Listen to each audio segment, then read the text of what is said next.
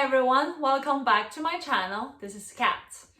So today in this video, I would like to share with you why I rejected a unicorn startup in biotech which raised hundreds of millions of dollars just in their first year, and why I continue my consulting career. So if you're interested in this video, please continue to watch it. I will divide this video in 4 different parts to explain that. First, how did I get this opportunity? And second, what does this startup do? And what is the process when I talk to the startup? Third is why I did not take that offer. And in the end, I will share with you my criteria of picking a good company or startup to join. So if you have been watching my videos, you know that I got my PhD early last year and joined consulting right after. However, I have not tell you guys what specifically I do in my grad school. So just in a nutshell, my graduate work mainly focus on neurological disorders. We're trying to develop therapeutics to really help patients with the neurological disorders that we're interested in. So in my case, we already established a couple different mouse models for different neurological disorders. Then I use a very specific technology, you can call it a drug, that I will perform certain brain surgery on mice and treat the mice with those drugs. So very simple, we have the mouse models for disease, and then we have the drug targets, meaning the gene of interest, right, or the target of interest that we want to manipulate, and then we also have the drug that against this target. So I basically treat these mice with the drug by performing some brain surgeries to get the drugs into the mice brain, and then after a couple weeks, a couple months, depends on different kind of projects, I do different behavior experiments to assess their cognitive function, for example, their motor skills, or their different psychological behaviors. And at the same time, later I will also do molecular experiment to assess if this target is indeed manipulated by the drug, right? So I do quite translational research, basically. And this startup basically was very interested in my background. They're specifically looking for people who have the background knowledge as well as the technical skills. So I think that really is the main reason why they reach out to me. But of course, I also have my relationship. I do know people in the startup who actually told the founder of the startup that I have the skills, I publish really good papers using the technology, treat the neurological disorder of interest. So I should have the capability both technically as well as just business-wise, since I am now a consultant, right? So for the startup, I am the perfect choice at the time, right? So this is really why they chose me. First, I have the skill. Second, I have the connection, okay? And then move forward to what they do and what is the process like. As I mentioned, the startup is looking for a person like me, meaning the disease that they are trying to tackle are also neurological disorders. And at the same time, they recently got funding specifically for the technology or the drug that I used before to treat the neurological disorders. Basically, they got specific funding for like my department if they would hire me, right? So then what happened was I got an email from the connection I had in that company saying that, you know, we're specifically looking for this type of person, and if you're interested, our founder and slash, you know, chief scientific officer would like to talk to you and then see, you know, how we can basically get you on board, okay? And then I was actually really excited at the time when I got the email, because at the time I was more like 6 months into doing the consulting. I was really interested in the business that we're doing in the company. But you know, as curious as I am all for exploring more opportunities, which is, what this channel for, right? So part of me, I'm really interested in what this company does and how I might, right, really help and grow the company. And actually, doing a startup is really what I also want to do, right? So I was like, this is really great. So I said yes. I'm like, let's talk to the founder, let's talk to the CSO and see how I can contribute, okay? Then soon, just a few days after, we set up a Zoom meeting, and then the CSO slash co-founder, we had about an hour chat. We really talked about how the company was established, with the mission, with the goal of the company, and why they want me, which I would explain in the first part, right? So they really think I could be the perfect fit on this position. And then they were telling me, basically, even though, the company is growing, but it's growing really rapidly, and they got this funding specifically for me, pretty much. If I'm on board, I can hire whoever I want to assist me during the process. For example, I will not be doing the bench work most of the time. They have internal team doing the mouse work for me. I don't have to do any of the mouse colony management. So I will be more like a project manager role, that I will coordinate, the outsourcing company if we need. For example, right, like I was telling you about all that drug, but that drug is not that easy to synthesize, and we could collaborate with other companies who are specialized in doing this certain drug formulation, etc., etc. So I will be the point of contact, right? So I will identify who are the leaders of the industry on, synthesizing these drug compounds, and at the same time, coordinate internally how we design this project, how we execute, do all these experiments. And if I need help, right, as I said, I could hire people under me to really help me. So it's really a manager role that I did feel really excited about. That's why I had a really great an hour discussing with the CSO. So he really introduced also a couple different people for me also, to have further conversations with. I really appreciate that. So basically during the conversation, my excitement, right, was really up, like all the way peaked. And then after the Zoom call, I'm like, I really have to calm down and really assess my current situation. So now moving forward to my third part of this video, why I didn't take that offer.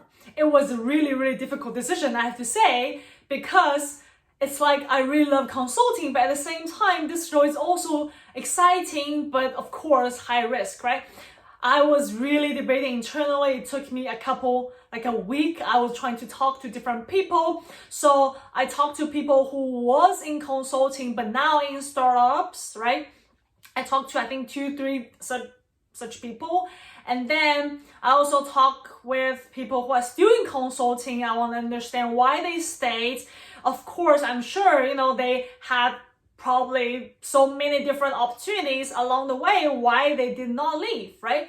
And then I also talk to people that I know they were in consulting, but currently they are in more like just a general pharma biotech situation, so not startup, but more like established companies, right?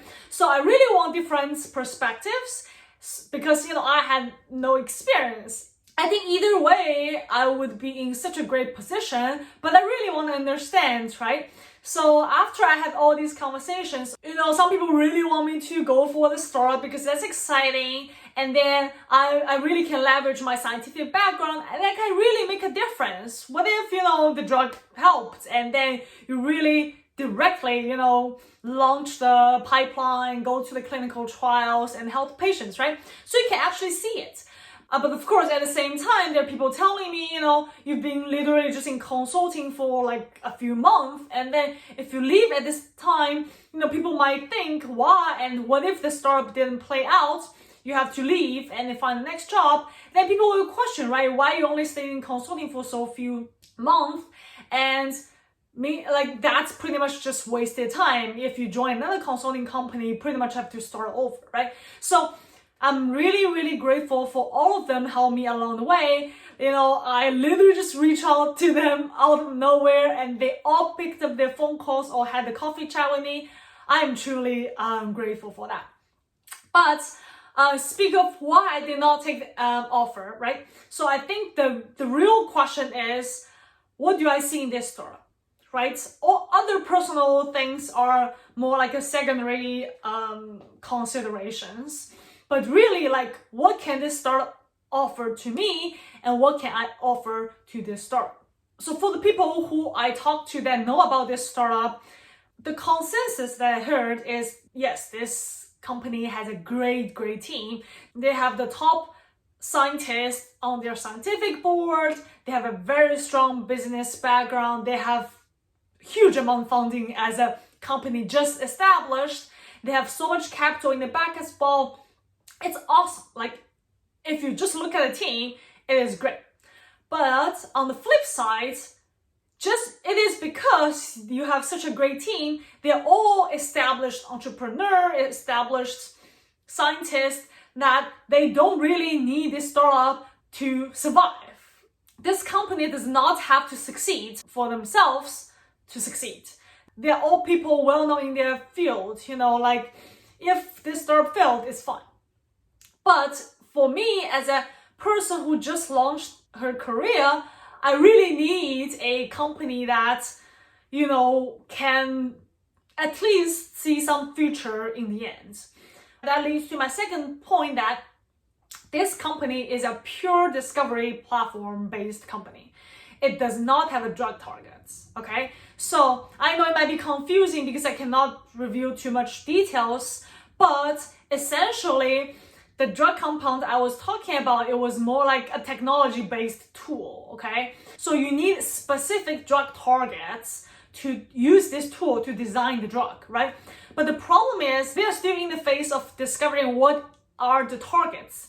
Then, of course, you can design the drug against it, right? This is a very risky startup. Yes, it is high risk, high reward, but it is very risky. Because if you think about drug development, if you already have a drug targets, right? And if you already have a drug compound against this target, no matter if it's a small molecule, a gene therapy, whatever, but if you already have the drug targets, the success rate from launching a clinical trial all the way to launch the actual drug is so low, right? It's single-digit percentage, right? Not to mention, you don't even have the drug targets, right? Yes, I understand, all the secure funding could definitely last at least, 4 or 5 years for this company, but there's no targets. That is essentially the problem, I think, for me to get to be on board. Of course, there are other things I consider could not match what I want. For example, I have to move because I cannot work from home, right? Because you have to be in the company to coordinate with internally, do the experiments. And moreover, at the time, I enjoy consulting so much, as I share with you in my other video about how I love my work in consulting. I still feel like I have so much to learn, I really want to gain as much as possible in consulting before I leave for my ideal job in a biotech where I can contribute and really, provide value in that company. So this leads to my last part of the video. How would I pick my ideal company to work for? So first thing I look for is definitely what is this company is trying to do, right? And second is definitely the team. As I said, a great team is the foundation of the success of a company, right? You want people to support each other. You also want people that have years of experience as entrepreneur to lead a company. You want your scientific board to be very strong, so your data and your science is strong to support the drug to be launched, right? And these two are really the key that I will look for. And of course, if you need people to raise money, I think if you have these two, money will not be an issue. And if you have these two, business development will not be an issue. Anything would be okay after that. So this is my little story. Like a few months ago when I had this opportunity, to jump to a startup. And I really wanted to share this story with you because many of you would face choices along the way, especially if you have advanced degrees. You will have headhunters reach out to you and offer you different opportunities. Really, my advice to you is assess your current position and then think about what that company can offer, what you can offer, and what you are missing by leaving the current position. That is the opportunity cost, right? So I hope this video really helped you if you are at the point to make a decision. So don't feel bad if you choose one instead of the other, because everybody would face the choices many times during their career. So please just follow your heart, choose whatever you think at that moment is right for you and go for it. And then after you make the decision, try your best, do your best, and then you will get the best results after that. So thank you so much for watching this video. I'm Catherine. I make videos on my channel to offer alternative careers for advanced degree holders such as PhDs and MDs. As a PhD working consulting right now, I really hope all of you will find your ideal career path. I hope you all like the video. If you do, please like the video and subscribe to my channel so I can offer more of such content to you in the future. Thank you so much for watching. I will see you in the next one.